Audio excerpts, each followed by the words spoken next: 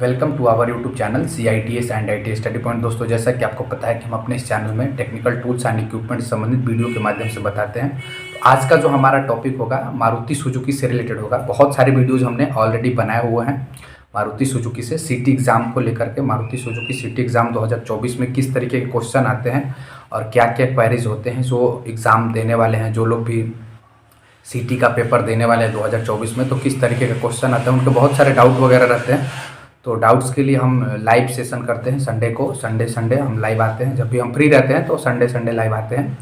तो कल भी हम लाइव रहेंगे जिसमें आपको जो भी डाउट वगैरह रहता है वो पूछ सकते हैं। आज के इस सेशन में मैं बात करने वाला हूँ मारुति सुजुकी सिटी एग्ज़ाम से रिलेटेड कि सिटी एग्ज़ाम में किस तरीके के क्वेश्चन पूछे जाते हैं, क्या क्या क्वेश्चन आते हैं। बहुत सारे लोगों का कमेंट आता है, बहुत सारे लोग कॉल वगैरह जो हमारे संपर्की हैं वो लोग कॉल भी करते हैं, कुछ लोग नए हैं जो मैसेज वगैरह कमेंट वगैरह करते हैं, तो मैं रिप्लाई देने की कोशिश करता हूं। तो इसी के रिगार्डिंग हमने बहुत सारे वीडियोस ऑलरेडी बनाए हुए हैं, क्वेश्चन कैसे आते हैं, फिर भी हमने कुछ सेलेक्टेड क्वेश्चन चूज किए हैं, तो उसके बारे में आज के इस वीडियो में मैं बात करने वाला हूं। तो चलिए चलते हैं टॉपिक की तरफ और बात करते हैं आज के वीडियो में। वीडियो को शुरू करते हैं कि मारुति सुजुकी में सिटी एग्ज़ाम 2024 में किस तरीके के क्वेश्चन आते हैं। तो बार बार मैं कहता हूं कि जितने भी फुल फॉर्म वगैरह हैं जो आपने CW या TW यानी टेम्पररी वर्कमैन या CW कैजुअल वर्कमैन में काम किया हुआ है 7 महीने 14 महीने जो भी है, TW1 TW2 किए होंगे आप, तभी आप सिटी के लिए एलिजिबल होंगे। और कैजुअल में CW में किए होंगे तो 1 ईयर आपका कंप्लीट हुआ होगा। दोनों में आपको ट्रेनिंग वगैरह सेम दिया जाता है, जो भी ट्रेनिंग वगैरह में बताया जाता है, जो ट्रेनिंग दिया जाता है। यदि आप कंपनी ज्वाइन करते हैं तो आपको ट्रेनिंग दिया जाता है, ट्रेनिंग में बहुत सारी चीज़ें सिखाई जाती हैं। तो उसमें जो चीज़ें आपको पढ़ाया गया है, जो चीज़ें आपको बताया गया है, वो चीज़ें पूरा आप रिकॉल कर लीजिए सिटी एग्ज़ाम के रिगार्डिंग। सिटी एग्ज़ाम में उससे रिलेटेड क्वेश्चन पूछे जाते हैं। कुछ क्वेश्चन मैथ्स के आते हैं। बहुत सारे लोगों का मतलब मैसेज या डाउट रहता है कि सिलेबस क्या रहता है। तो सिलेबस आपका जो ट्रेनिंग में बताया गया है, सेफ्टी पर्पस से जो चीज़ें आपको सिखाया गया है वो सब चीज़ें इंपॉर्टेंट है।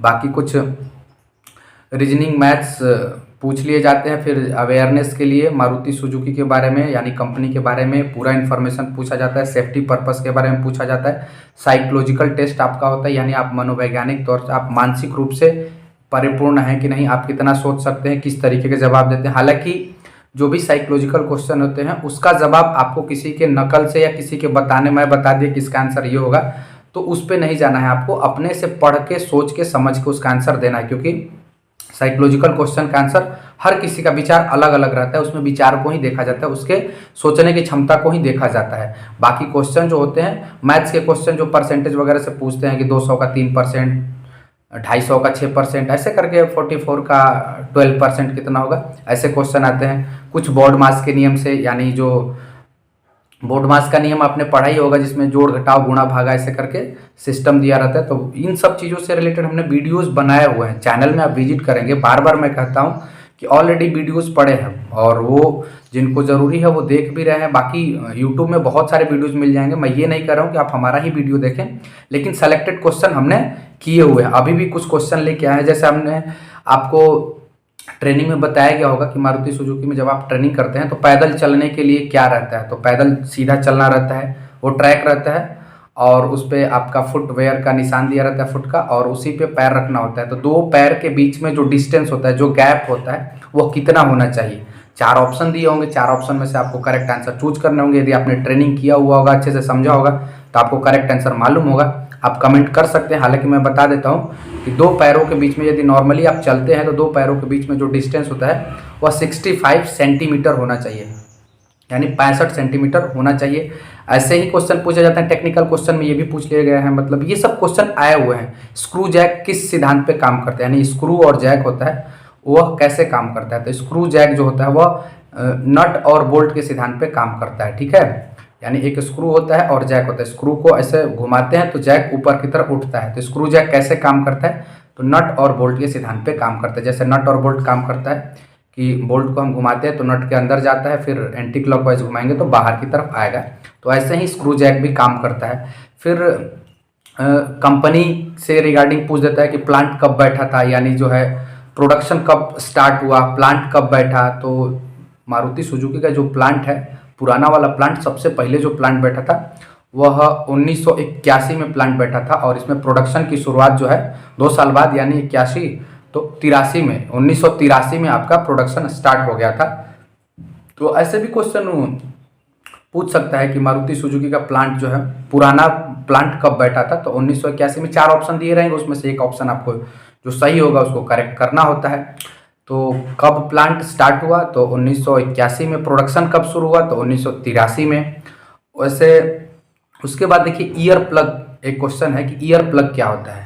तो ईयर प्लग जिन लोगों ने ट्रेनिंग में अच्छे से समझा होगा उनको मालूम होगा, नाम सुनते ही पता चल जा रहा है कि ईयर प्लग यानी कान में लगाने वाला प्लग होता है, लेकिन वह नॉइस के लिए होता है, यानी ज़्यादा शोरगुल जहाँ पे होती है वहाँ पे उसको यूज किया जाता है। ज़्यादा आवाज़ होती है कंपनी में, इंडस्ट्री में हमेशा आवाज़ होता रहता है। ऐसे भी वर्क होते हैं जहाँ पे आप काम करते हैं तो वहाँ पे फ्रीली आप नॉर्मली जिस तरीके का नॉर्मल आदमी जैसे रहता है वैसे आप नहीं रह सकते हैं, क्योंकि आपको कान को खतरा हो सकता है। बहुत सारे आवाज़ होते हैं, बहुत सारे पार्ट्स आपस में मशीन वगैरह की आवाज़ होते हैं। तो उन सब चीज़ों से बचने के लिए आपको कान की सुरक्षा के लिए पीपीई में, पर्सनल प्रोटेक्टिव इक्विपमेंट्स होता है पीपीई, उसमें एक जो है कंपोनेंट्स होता है जिसको हम ईयर प्लग कहते हैं, जिसका मतलब होता है कान की सुरक्षा के लिए यूज करना। ईयर प्लग जो होता है वह कान की सुरक्षा के लिए होता है और ये पीपीई के अंतर्गत आता है। पीपीई का फुल फॉर्म भी पूछ देता है।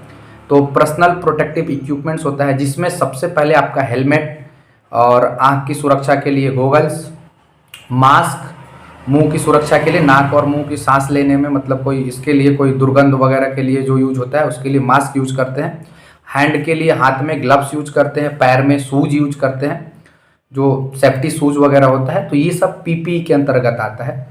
बाकी आप ऑटोमोबाइल सेक्टर में मारुति सुजुकी में काम करेंगे तो आपको जो है बेल्ट के ऊपर भी बेल्ट कवर रहता है। कड़ा यदि पहनते हैं तो, यदि कड़ा नहीं ही पहनना चाहिए, यदि कड़ा पहनते हैं तो उसके ऊपर भी एक कवर लगता है। इसके ऊपर एक कवर आता है कॉटन का, कपड़े का, वो लगाना होता है। तो जो भी सेफ्टी पर्पस से, अपने सेफ्टी के लिए और जिस काम को आप कर रहे हैं उस काम के लिए भी जो सेफ्टी होता है उसके लिए जो भी पीपीई यूज करते हैं जिससे कि ना आपको नुकसान हो ना उसको नुकसान हो। मतलब पीपीई जो है पर्सनल प्रोटेक्टिव इक्विपमेंट्स होता है, खुद की सुरक्षा के लिए, खुद को प्रोटेक्ट करने के लिए जो हम यूज करते हैं उसको हम पीपीई कहते हैं। तो मैं बता दूं आपको, हेलमेट और आँख के लिए गोगल्स, कान के लिए ईयर प्लग, मुंह और नाक यानी श्वास के लिए मास्क, हाथ के लिए हैंड ग्लव्स और पैर के लिए सेफ्टी शूज, ये पीपीई के अंतर्गत आता है। ये सब क्वेश्चन आए हुए हैं। उसके बाद कुछ जीके वगैरह में आप पूछ सकते हैं, जैसे कि चेयरमैन कौन है, मारुति सुजुकी का चेयरमैन कौन है। और तो चेयरमैन जो बता रहे हैं हम कि चेयरमैन मारुति सुजुकी अभी आरसी भार्गव जी ही हैं, क्योंकि पिछले साल भी वही थे। तो अभी भी लेकिन कोई डाउट वगैरह होता है या आप चेंज वगैरह हुए होंगे तो आप लोग सर्च कीजिएगा चेयरमैन कौन है। उसके बाद जो है इसका एमडी या सीईओ कौन है, तो वो एक जापानीज नाम है जिसको आप अच्छे से समझेंगे, हिसाशी ताइकेउची। हिसाशी ताइकेउची जो इसके एमडी है, सीईओ है वह। उसके बाद जब आगे चलते हैं तो एफसीओके क्या है। देखिए गाड़ी जब बनती है, जब असेंबल होता है गाड़ी, तो एफसीओके का मतलब होता है कि पूरी रूप से वह असेंबल हो चुकी है। यानी गाड़ी में जो भी एसेसरी, जो भी पार्ट्स पुर्जे लगाए जाते हैं, असेंबली शॉप की मैं बात कर रहा हूँ, तो उसमें जब गाड़ी पूरी तरीके से बन जाती है तो उसको बोलते हैं एफसीओके, यानी असेंबली पूरी हो गई है, गाड़ी की असेंबली हो चुकी है। फिर जितनी भी गाड़ियाँ होती हैं आपको अच्छे से पता होगा, अपने ट्रेनिंग वगैरह किया है तो आपको सब कुछ मालूम होगा। लेकिन क्वेश्चन कैसे पूछते हैं, सीएनजी का फुल फॉर्म पूछ देगा। तो सीएनजी तो आपको पता ही है कि एक गैस होता है और इससे गाड़ी चलती है। जैसे डीजल पेट्रोल भरा जाता है वैसे सीएनजी गैस सिलेंडर होता है और उसी से गाड़ी चलती है। तो सीएनजी का फुल फॉर्म यानी पूरा नाम क्या है, तो इसका पूरा नाम जो है कंपाउंड नेचुरल गैस होता है। सीएनजी का फुल फॉर्म होता है पूरा नाम कंपाउंड नेचुरल गैस। वैसे ही गाड़ी में एक कुछ टर्म्स हैं जो हमेशा आपको याद रखना होगा। बार बार मैं कहता हूँ कि ट्रेनिंग में जो चीज़ें आपको बताई गई होंगी वो अच्छे से आप समझेंगे। फुल फॉर्म वगैरह पूछे जाते हैं, जैसे VTS क्या होता है, ABS क्या होता है, ABC क्या है, MUV, SUV, इस सब चीज़ों के बारे में, ये सब चीज़ें ट्रेनिंग वगैरह में बताया गया होगा आपको। VTS का फुल फॉर्म होता है vehicle tagging system, VTS, vehicle tagging system, ये होता है VTS। उसके बाद MUV होता है multi utility vehicle, MUV multi utility vehicle. SUV sports utility vehicle, SUV का मतलब होता है स्पोर्ट्स यूटिलिटी व्हीकल। ABS का मतलब है anti clock brake system, ABS anti clock brake system. ABC accelerator, brake and clutch. तो ऐसे क्वेश्चन पूछ लिए जाते हैं। फुल फॉर्म से रिलेटेड क्वेश्चन 4 ऑप्शन दिए रहेंगे जिसमें एक सही आंसर होगा, उसको आपको देख करके आंसर करना होता है। उसके बाद विद्युत धारा का SI मात्रक क्या है, ये पहले पूछा था, ये सब प्रीवियस क्वेश्चन है। तो आप जो भी थोड़ा बहुत वोल्ट मीटर कहाँ यूज होता है, विद्युत धारा का SI मात्रक क्या है, प्रतिरोध का मात्रक क्या है, ऐसे क्वेश्चन पूछ सकते हैं। और ओम के नियम से रिलेटेड जो फॉर्मूला होता है V बराबर IR, तो उसमें I पूछ सकता है, V पूछ सकता है, R पूछ सकता है। क्वेश्चन दिए रहेंगे जिसमें 2 चीज़ें दिए रहेंगे, एक आपको निकालना होगा। तो इस तरीके के क्वेश्चन आपको पूछ लिए जाते हैं। मैथ्स जो है और साइंस जो है ये सब नॉर्मल ही रहता है। और सियाज किस प्लांट में बन रही है या बनती थी, ऐसे क्वेश्चन आएगा आपको। स्प्रेसो कौन से प्लांट में बन रहा है। फ्रोनेक्स जो नई मॉडल है यह किस में आती है। तो ऐसे क्वेश्चन पूछे जाएंगे आपको। और 3G, 3M, 3K जो भी जापानीज वर्ड है, इन सब चीज़ों को आपको अच्छे से समझना होगा। मारू डिफेक्ट क्या है। 5S में पूरा S को आपको अच्छे से समझना होगा, इससे रिलेटेड एक क्वेश्चन पूछा जाता है। ऑलरेडी हमने बताया हुआ है आपको कि जो डस्टबिन होता है उससे रिलेटेड भी क्वेश्चन पूछता है। तो बिन से रिलेटेड भी हमने बहुत सारे वीडियोस बनाए हुए हैं। बार बार मैं कह रहा हूँ कि आपको चैनल में विजिट करना है और बहुत सारे क्वेश्चन आपको मिलेंगे जो सिटी एग्जाम के लिए बहुत ही इंपॉर्टेंट होंगे। बाकी आपको कोई भी डाउट वगैरह होता है, कुछ भी पूछना होता है, तो आप कमेंट कीजिए, मैसेज कीजिए। हमारे चैनल में यदि आप विजिट करेंगे तो हमारा कॉन्टैक्ट नंबर भी आपको दिख जाएगा। अबाउट सेक्शन में जाएंगे तो हमारा कॉन्टैक्ट नंबर भी है, तो उस पर आप कॉल करके भी पूछ सकते हैं। कोई भी डाउट वगैरह रहता है तभी आप बात करेंगे, ऐसे परेशान ना ही करें तो सही रहेगा। बाकी जो भी डाउट वगैरह रहता है तो आप पूछ सकते हैं। मिलते हैं नेक्स्ट वीडियो में, तब तक के लिए धन्यवाद। आपका दिन शुभ हो। ऐसे ही सेलेक्टेड क्वेश्चन लेकर के मैं आपको मारुति सुजुकी सिटी एग्जाम से रिलेटेड 2024 में क्या क्या डाउट वगैरह क्वेश्चन पूछे जा सकते हैं, उससे रिलेटेड मैं वीडियोज़ के माध्यम से बताऊंगा। थैंक यू, धन्यवाद। आपका दिन शुभ हो।